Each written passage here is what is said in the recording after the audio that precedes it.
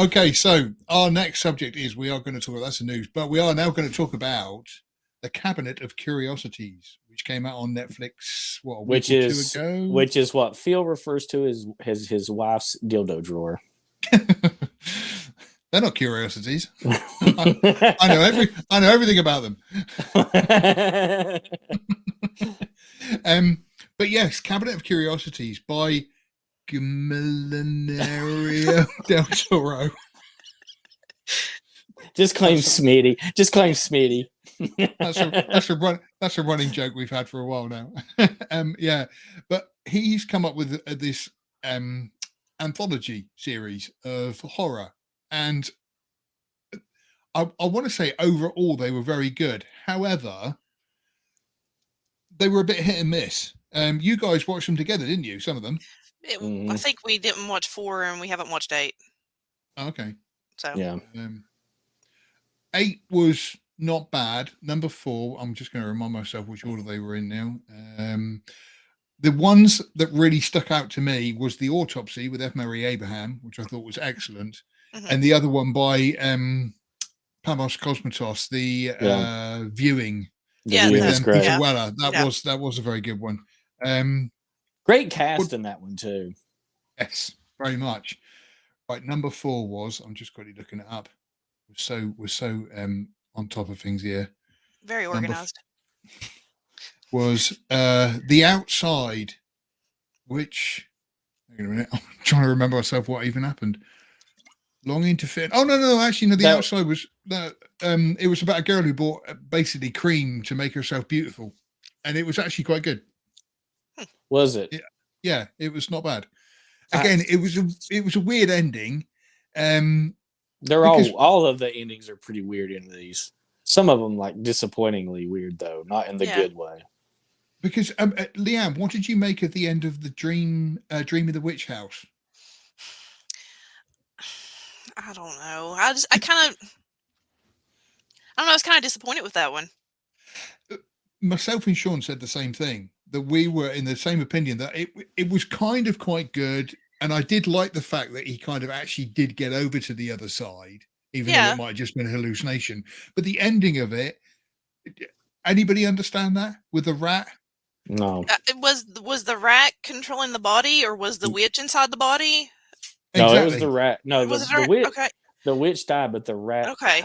He survived and took over. I kind of, if I don't think about it as being related to anything H.P. Lovecraft, I was kind of okay with it. But I don't know. I just kind of was disappointed in it overall because it just seemed a little, I don't know, hokey, kind of like they were picking fun at it or something. Like it was supposed to be comedic or something. I didn't find it scary or terrifying or unsettling or anything like that. Yeah, it was a good build-up of a story, but just that ending, I remember thinking, right, what? So the rat, which kind of had nothing to do with it, then climbs inside him and controls him. Like, what was the point? Yeah. It might have made him an interesting story if that was kind of the main focus of it, obviously, but the main focus was him looking for his sister.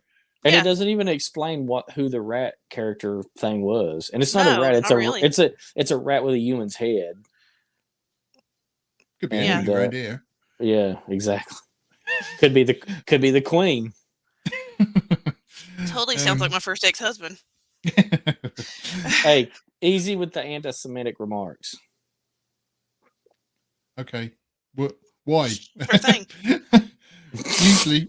usually we're quite over the top with them. But yeah, The Viewing with Peter Weller was a very good one.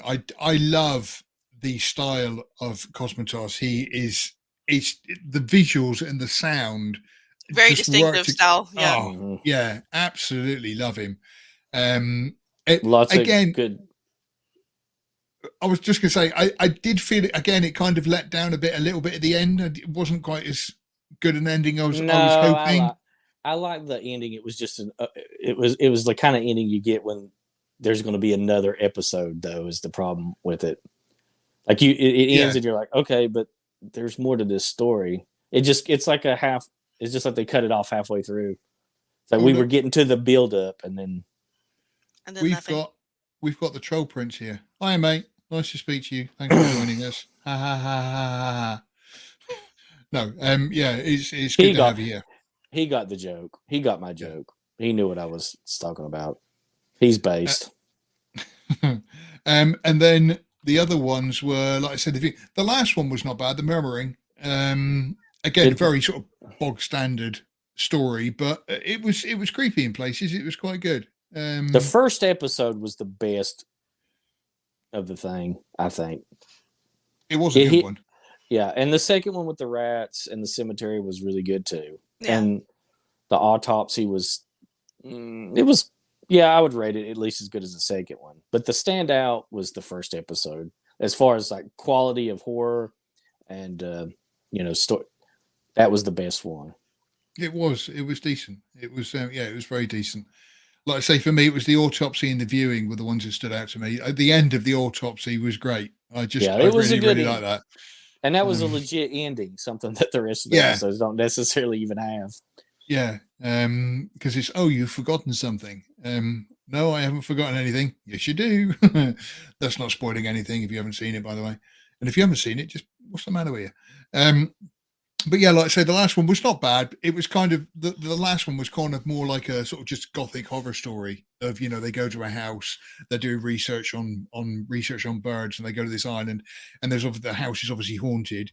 And again, it was a little lackluster on the ending, but it was quite creepy in places overall. And like I say, it was all right. So that's that.